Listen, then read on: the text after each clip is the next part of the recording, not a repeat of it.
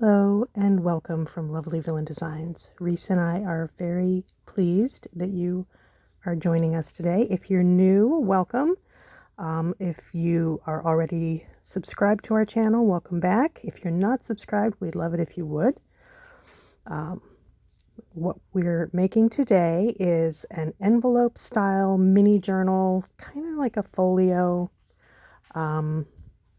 We're really excited about this one because this is a little kit that we have created and put in our Ko-fi shop. We're making it very, very affordable. So this video will show you the basics of how we put ours together, and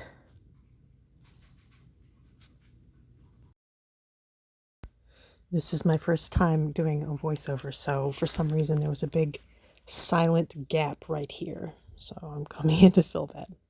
Of course, you can make yours however you like. You can put your own personal touches on it. But we thought we would show you basically how to put it together. This video, I've done some editing. I'll speed quickly through some of the things that you don't want to see me sit and cut out paper. So I've sped through some of those sections, but putting this together took me about an hour total. So that'll kind of give you some idea. So here I'm showing you that we added some blank pages for journaling, and these pieces are all, you'll see there in the kit. The kit is, let's see, 1, 2, 3, 4, I think 5 pages. I haven't put it in the shop yet as I'm editing this, but I believe it's 5 pages. So there's the finished one that I made, and here I want to show you the pages that are in the kit. So that's the front. Obviously there's a backing page. You could use your own backing page if you want to use a different color, or you could use coffee or tea dyed paper. That would work well. Let's see what we've got. So there are just some big blocks of patterns to use in this, some vintage images, some vintage, mostly textile and wallpaper designs. On that page, there's a large pocket and a small pocket and some miscellaneous design blocks. And then included in this kit are 2 small envelopes that you could print the backing paper on the back of those, or you'll see what I did with them later in the video. So we're going to start with cutting out the main piece, and here we go with it. It's going to speed up. So you can cut this out. You can ink the edges or not. And as I'm turning the scraps over from the edges, I want to show you that they have the backing paper printed on the other side. So I'm going to save those scraps. Those are wonderful scraps to use in other projects. Or there are things in this project that you could use them for too. So hang on to them. So again, I'm going to ink the edges. Revive my stamp pad a little bit, and I'm going to zoom through inking the edges because again, you don't need to sit through me doing that. So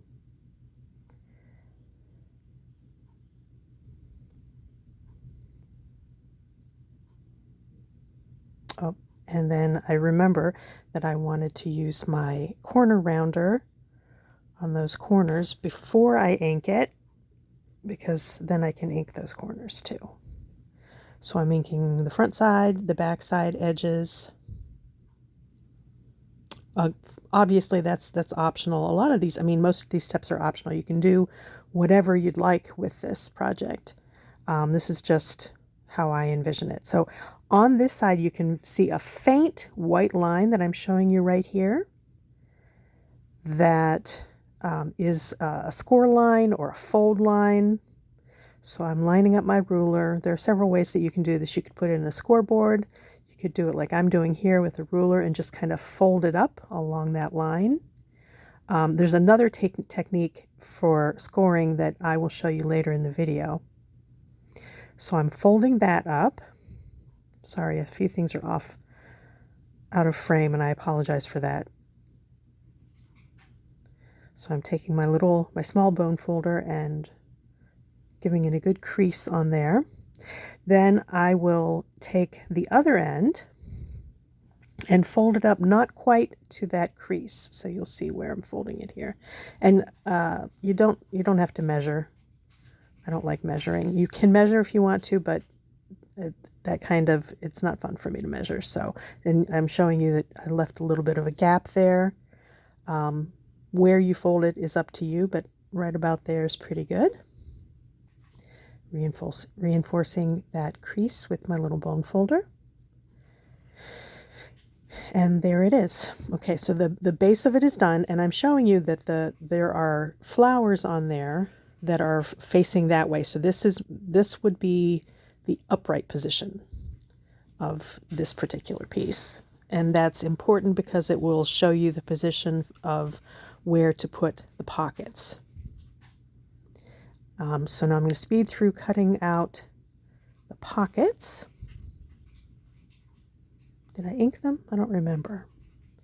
I don't always remember to ink.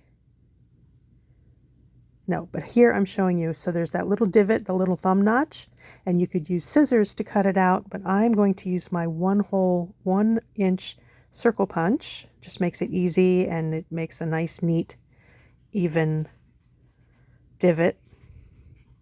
So I punch that off.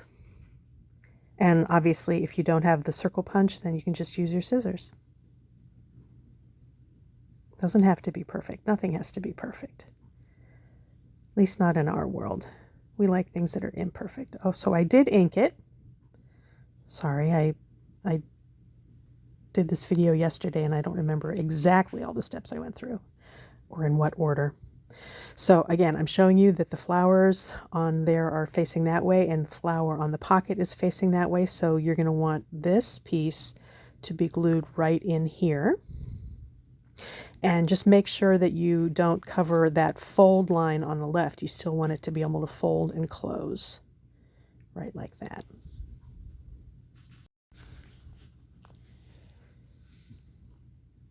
So for this, I'm using my art glitter glue. Give myself a nice fine bead of glue along the edge. Picking off the dried bit of glue from my little nozzle.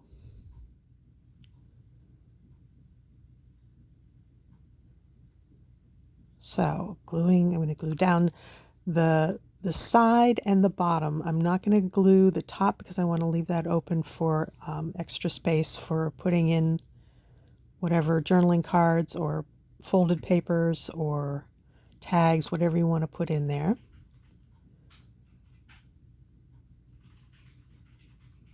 So I'll get that one glued down.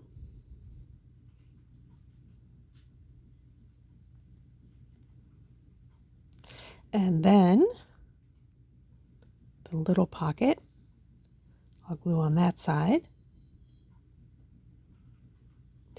And you'll see, well, maybe I'll just wait and tell you when we get to where we're putting in the pages for the actual. Yeah, I decided I wanted to round the corner because the corner of the base is also rounded and it matches. It looks nice. When I put in the pages, I did something a little different with this one than I did with the prototype that I made. And I'm not sure, I think I liked what I did with the prototype a little better. And you'll see that this pocket in the finished product is off center, which it even bothers me a little bit that it's off center. So if you'll probably want to, keep position in mind in your final project when you're putting it together. And again, it'll depend on how you are attaching those the pages that you'll be either sewing in, or I'm going to actually staple them in. Or you could leave them out and just use this as like a little folio. That would be fine too if you don't want to put any of the pages in. or you can make some with, some without. It's a very versatile little kit. So I've got a pack of my tea dyed paper, our tea dyed paper, which we need to replenish. I'm using copy weight paper for this instead of cardstock. I use a lot of cardstock in my projects, but for this I definitely want the copy weight. So I'm choosing, it'll take 2 US letter size sheets for what I'm doing, but you could put as many or as few in there as you want. So I'm choosing my 2 papers. I wanted them to be a little bit different in intensity. I wanted one to be a little darker than the other. So there's what I ended up with. And put away my paper.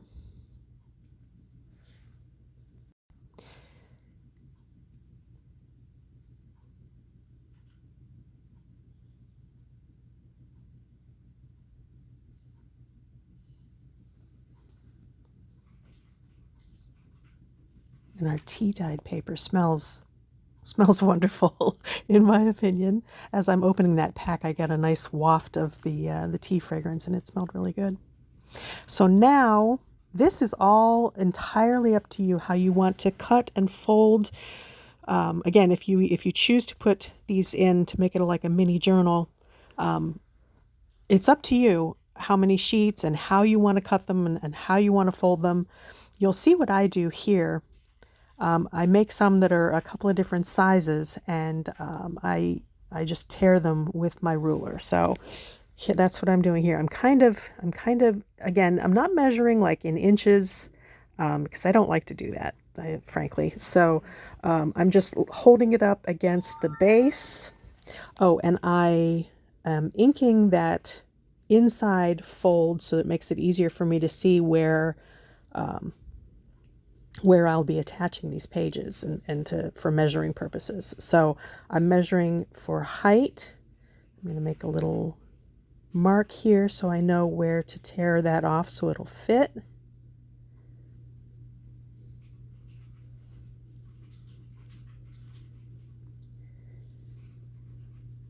And I'm trying to make sure that I turn it so that I'm in frame so you can see what I'm doing. And I'm just lining it up, or trying to line it up so that it'll be straight.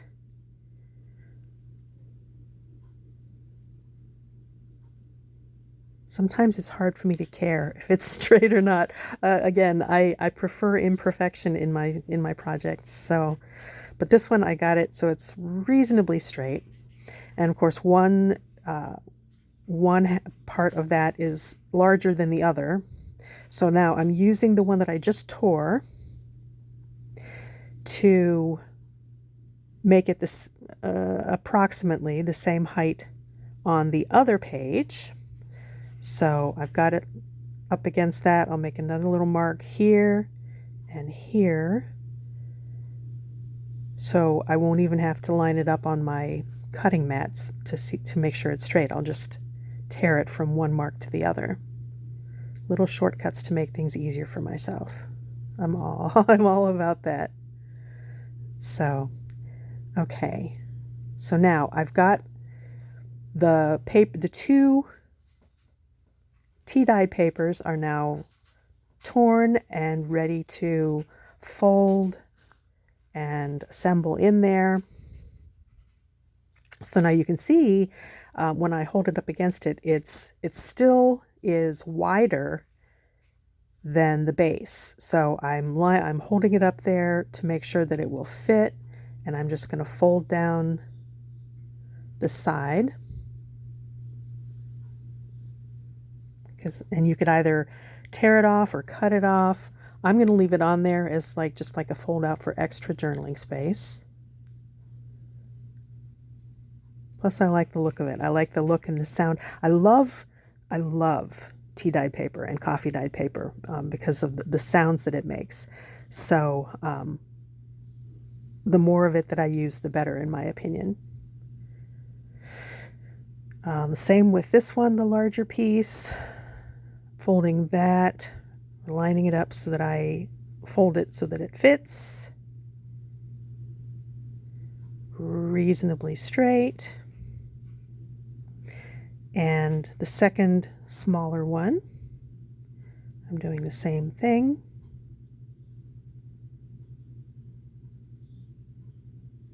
And then when I put them together, I will alternate where the little fold-out pieces go. So that, okay, now I'm folding all of these in half so that they'll fit in there as the mini journal pages. That again, you could use a 3-hole pamphlet stitch to attach them to the base, or you could probably tape them. I'm not so sure about tape. Staple is what I'm going to be using.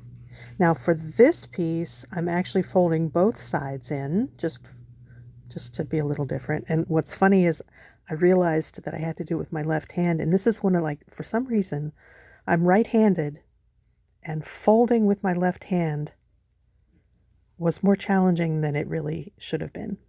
So, but I did it because I wanted it to be lined up and in the right place. Okay, so I make sure that all the folded pieces will fit into the base when it's folded and closed, and they do. And again, I've got them kind of alternated with the fold-out pieces on either side.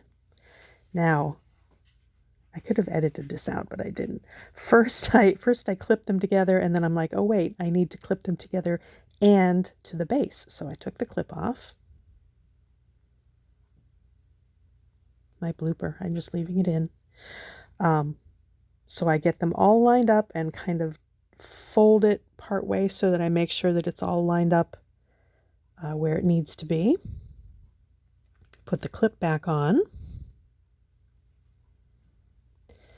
And here is where, if you want to stitch it, I think stitching would look really good, but honestly, I didn't have the energy to find my small thread to do this.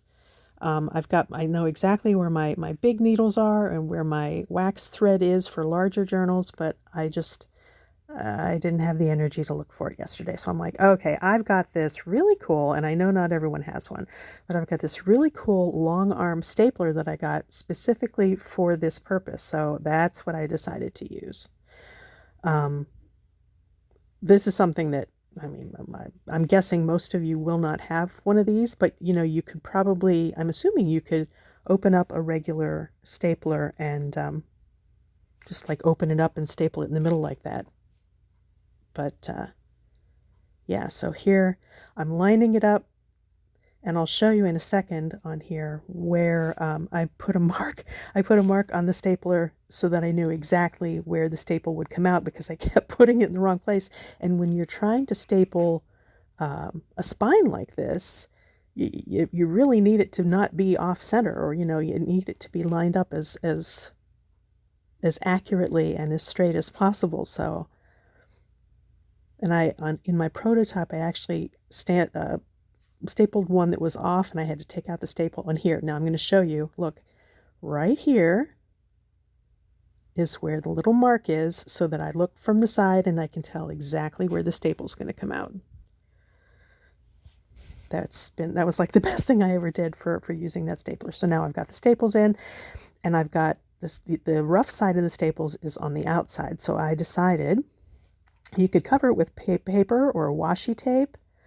Or lace. Lace would look wonderful with this. I decided to pull out some of my, in my mind, I call this my tobacco brown fabric that I just keep on my desk for projects because it's a nice neutral color. But so I'm going to take this and snip and rip a strip of it. And then I'll Fabri-Tac it down. So, okay, I'm going to snip it and get it started, and then just tear it, of course. And then I know that it's long enough, and I don't necessarily want to rip the whole strip all the way down to the base. So Okay, and I'll put the rest of that in my little working basket on the top of our desk. And I want to kind of fray the end of that where I use the scissors to cut.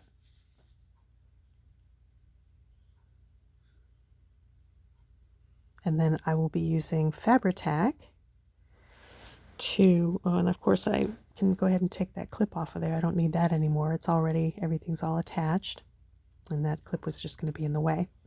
So I will get the Fabri-Tac and glue that fabric onto the spine to kind of cover those staples, the roughness. Although you can still feel the staples through that fabric, through that particular fabric, but it's not quite as rough, and I like the look of it, so seemed like the thing to do. There we go, Fabri-Tac, good stuff. Silicone glue that you would think would stick to your fingers like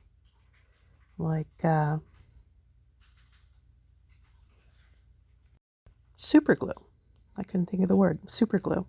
It doesn't stick like super glue. I mean, it sticks beautifully to paper and fabric and those two things to themselves or to each other, but on your fingers it just kind of rolls off, kind of like rubber cement. It's a wonderful glue. It's a little pricey, so I don't use it for everything. I just use it for things where it is best suited, in my opinion, and this is definitely one of those situations. Fabric to paper is a good time to use a fabric glue. Make sure I put the lid back on so it doesn't dry out, or volcano, it likes to do that too. And I will lay this strip down.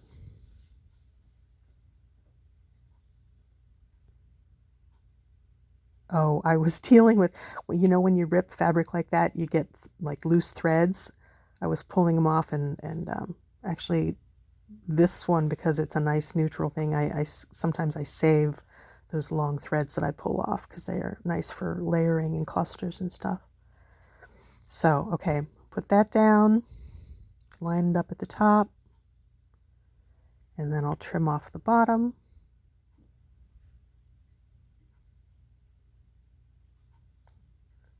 Just making sure that it's glued. And again, trim off the bottom there.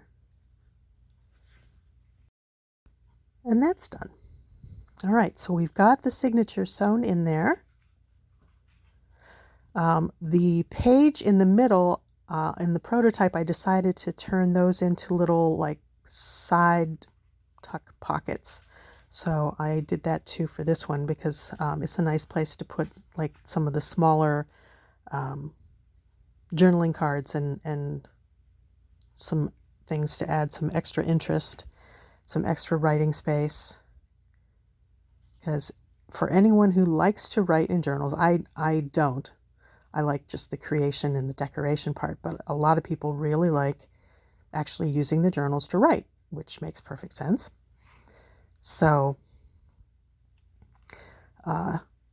anyone who likes to write in their journals, seem to really like extra space for writing, and that's fantastic. So any chance that I get to do that, I will. Now here's where I did something differently than the prototype, and I don't really like what it did. I thought, okay, this is kind of a vintage style, and I've got staples, which again normally isn't going to bother me. I like the look of staples in my decorating, but for this one I thought, well, maybe I should cover the staples because that's maybe it's a little more modern. I don't know. So I decided to cover up the staples with a strip of that paper that was the scrap from the edge when we cut out the base, right? So here I am, and I'll get it all glued on there, not realizing or not thinking about the fact that when I'm done, I will have to refold those pages, which wasn't difficult or any big deal, but I'll have to refold those pages to accommodate that in the middle, that piece in the middle, and it does take away a little bit, what's that, like half an inch of writing real estate in the middle. So You may like the look of it, and it may be important enough to you to cover those staples. I would suggest maybe use washi instead because it's more flexible. This I actually used cardstock. So washi would probably be a really good choice, and then you wouldn't have to refold the pages. And you'll see what I'm talking about here in a minute when I when I realize what I've done, because this strip of paper doesn't just cover that middle sheet, the smaller middle sheet. It covers all of them, and they really would not be able to open and fold independently because they will be stuck together with this ill-advised piece of cardstock in the middle. So this was not my best idea on this project. So there's your heads up. Maybe don't do this. Maybe don't do this part. I don't know. Again, my intentions were good, but my execution was probably not the best. Although, I mean, I made it work, but meh. You'll see. So I'm getting it glued in there.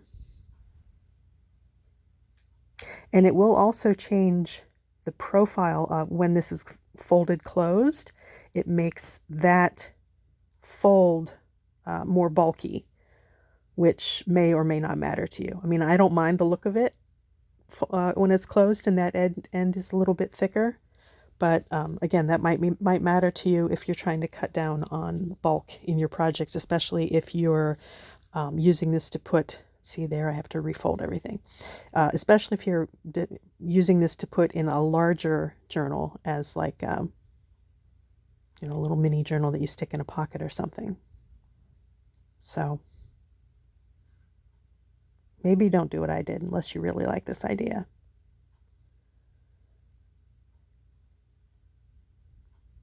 There we go. Okay, all refolded, and it's going to work, and that's okay.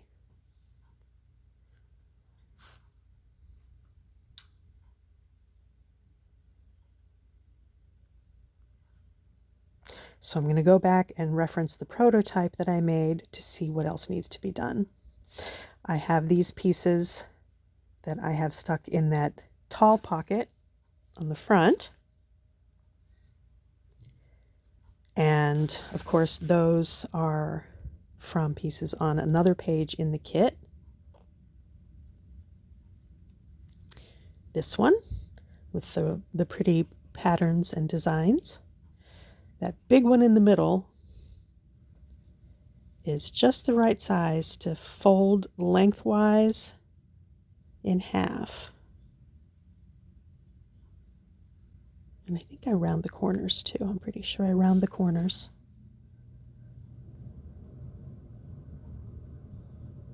Oh, I start to ink and then I'm like, no, wait. Round the corners first. No big deal, but I just have to go back over it if I ink first. So round the corners first. Now ink, ink, ink, ink. Sped through that because nobody wants to sit here and watch me ink. I don't want to sit here and watch me ink. All right, then again, you could print something on the other side of this, but I have decided that I'm going to take my stencil, and this is obviously optional. Not everyone has these materials, but if you want to play around, if you want to get creative and do some different techniques in this project, here's a possibility. Here's an idea for you. Obviously optional. Now I've got my Distress Oxide, and I've got this little paddle brush that I think I got at, I don't know, Family Dollar or something, the dollar store. It's just a little makeup brush, super inexpensive. And then I will stencil on some design. Okay, here's something else that I'll tell you. This is something else that I might do differently. In the prototype, this is what I did. With the slightly drier stamp pad, I stenciled on there and I got a nice light design that would still be light enough to journal on top of it. This one, you'll see in just a minute, I decide that maybe it's not going to be dark enough. I don't know why I did this. So I sprayed revived my stamp pad, and I loaded up my brush with color, and you'll see that it's really nice and bold, which, if that's what you're going for, that's perfect, but it's maybe not so great for journaling on top of it anymore. You still could, but it's a little busy for journaling now. So do it or don't do it. Do it lighter, do it darker, whatever you like. So I'm going to let that one dry. And then I remembered that I also, with the little envelope, I want to also do the same to the back of the little envelope, because when you open that, if you don't glue the envelope closed when you make it, that can also be opened up for journaling. So I had one that was already cut out because I only use one.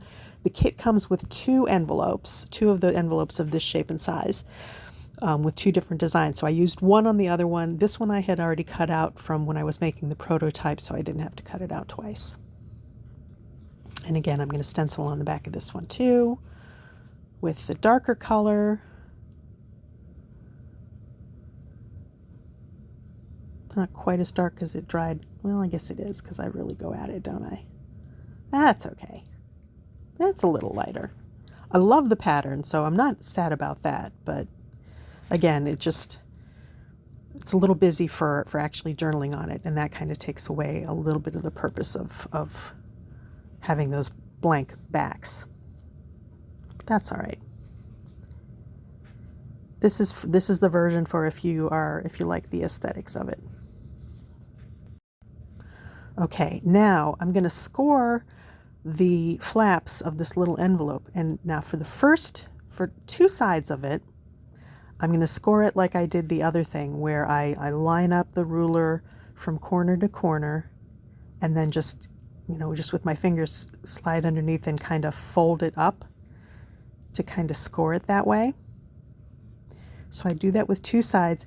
And then I decided to show you another technique that I saw on another YouTube channel, where she takes a small pair of scissors with her ruler and scores it that way. The only thing that I would caution with doing it this way, it gives you a really nice sharp crease without using a bone folder.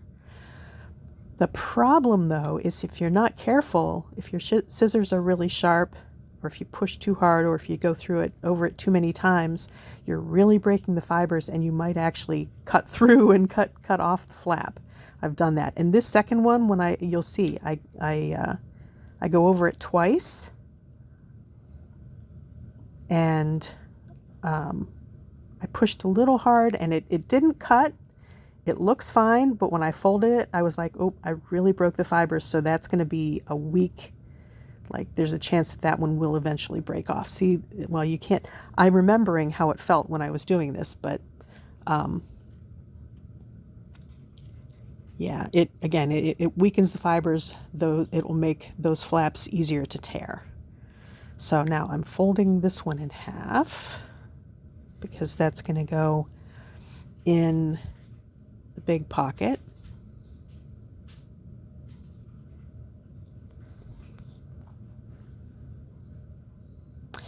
And on the prototype, I used 3 words that are included in this kit. And I wanted to give you enough to do some basic decoration. And there's a lot of extra things that you can use in various ways, and just get creative or use them in other projects or whatever. But for decorating these examples, I kept them relatively basic and simple, so that I'm trying to do this so that most people, I don't know, I would say if you consider yourself maybe a beginner to intermediate journaler,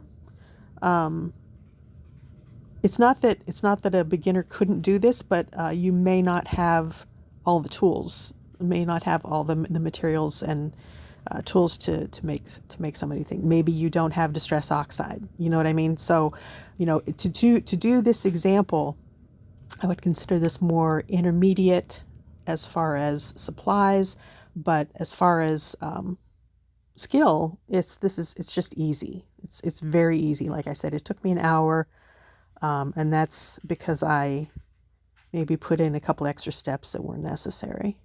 And the first one took even longer. The second one, I had a few more things figured out. So obviously, the more you make something, the easier it gets each time. So I'm decorating this with, let's see, what is it? Imagine, inspire, and love. I thought that was nice.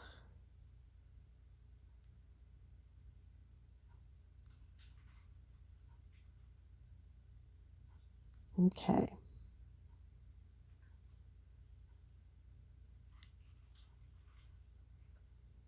So I'm going to set that one aside, let it dry. What did I do next? Did I take the little envelope?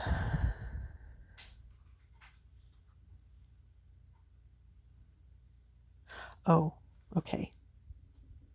Yeah. I took the little envelope, and to make like a little closure, I took one of the ephemera pieces from the kit. This is a little, like a vintage postage stamp. And I'm going to glue that on there to make a little tuck closure.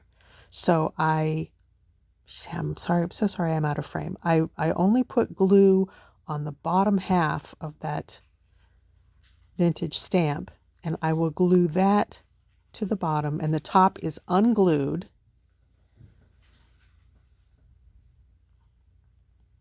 Yeah, it's definitely one spot where it should have been in frame, and I apologize. So I'm clamping it to let the glue dry, and then you'll see how that opens and closes. So I'm setting that to dry.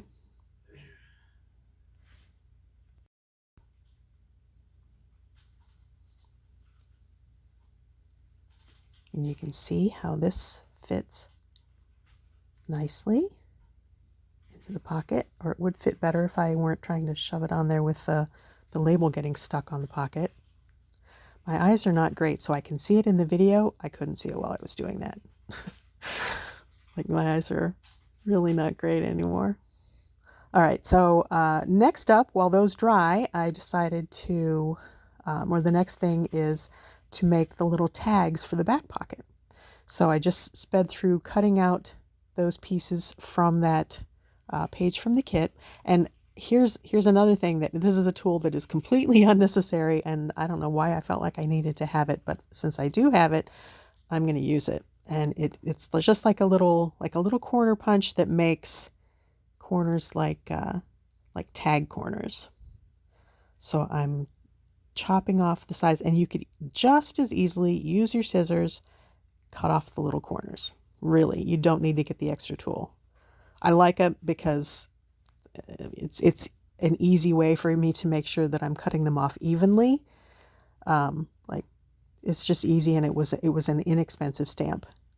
I think I had a coupon or something. So anyway, so okay, I'm using a leftover scrap of that tobacco colored fabric,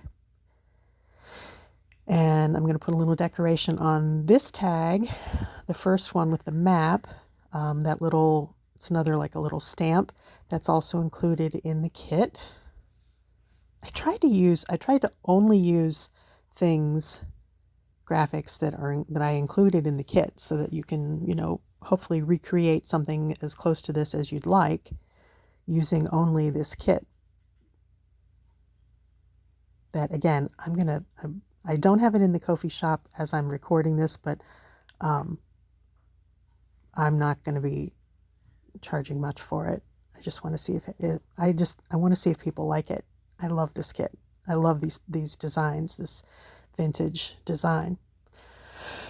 All right, so we're doing the other tag, And I don't know, as I was making this, I was tired, and I have a weird brain sometimes. So as I was making this, or after I made it, as I was editing the video, I realized that I have inadvertently created an X-Files reference, which,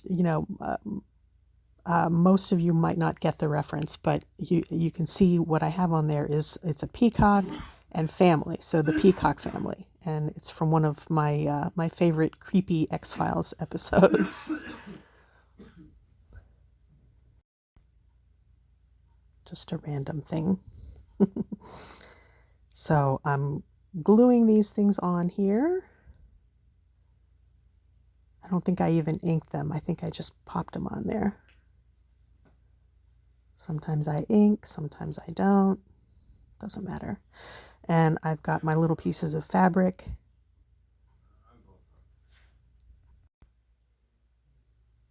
All right, getting the little pieces of thread off of those. And I'm just going to staple this to the top. You could punch a hole, feed it through, especially if you have a longer piece of fabric that you could tie in a knot. That would look wonderful.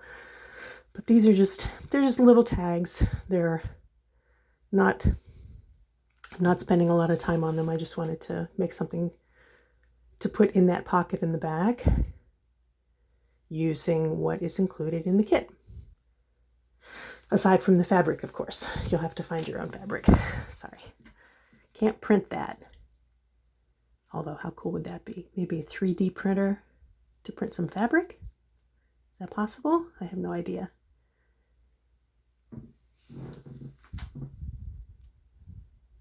All right, so those are done. And I can put them in the back pocket. And you can see how the pocket is off center now, since I put that cover on the staples and had to refold everything. It took up a little bit of that real estate, so it threw everything off. And you can see how there's my butterfly flapping its wings on one side of the world, causing a cascade of situations in this design. But hey, again, maybe it's a good chance for you. See, I'm showing you where it's like not lined up. It's a chance for you to learn from this, and again, decide if you want to do the same kooky things that I do, or do things a little differently and learn from my mistakes, or learn from my experimentation. Wouldn't call it a mistake. I don't think there are any mistakes when we're making these necessarily. I mean, maybe there are, but that isn't really one of them. It's not catastrophic. It's fixable. It's workable. So, and I'm just showing you how to take some of the extra pieces from the kit and put them in these little pockets on the page that I folded in the middle. And here's all the little tiny, medium to tiny sized ephemera, graphics, journaling cards, decorations, however you want to use them. And I included a lot of extras, well, maybe not a lot, but a fair number of extras, so that, again, you can kind of mix it up, get creative, add more, use them in whatever way you want. And you could use them in other projects as well. And this little envelope gives you a decent place to store all of those. There, you can see how that folds, how it closes. It gives you a place to store all those tiny pieces without them just being, falling all over the place. So if you want to get them cut out and ready to go, I mean, this is even technically, well, I was going to say it's an ephemera holder, but that's a stretch. It's not necessarily an ephemera holder, but those little envelopes are ephemera holders within the project. So again, showing you what some of the extra pieces are, where you can store them.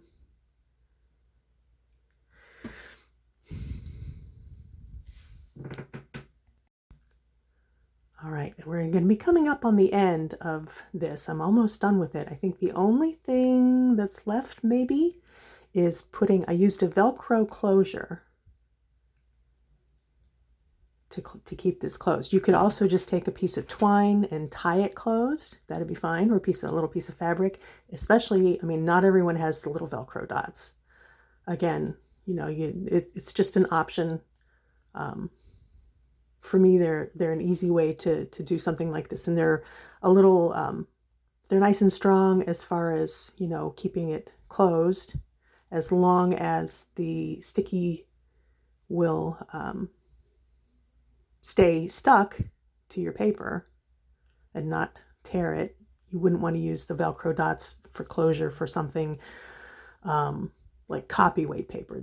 I have this printed on cardstock. So I'm showing you how, like, the one that I made that was a little different is thicker on the one side. So, I'm showing you that I used that graphic to put as like a little closure cover, faux closure cover, because there's nothing on that side. But I put that on the prototype. You don't necessarily need to, or you could choose something else, or you could put a button there. You could you could put a nice brad there. Lots of things you could do. So now I'm just putting everything back in the pockets and showing you the finished project. So that's it. I hope you like it. If you have any questions at all, ever, just let me know, and, you know, we'll be happy to help. So there's the project.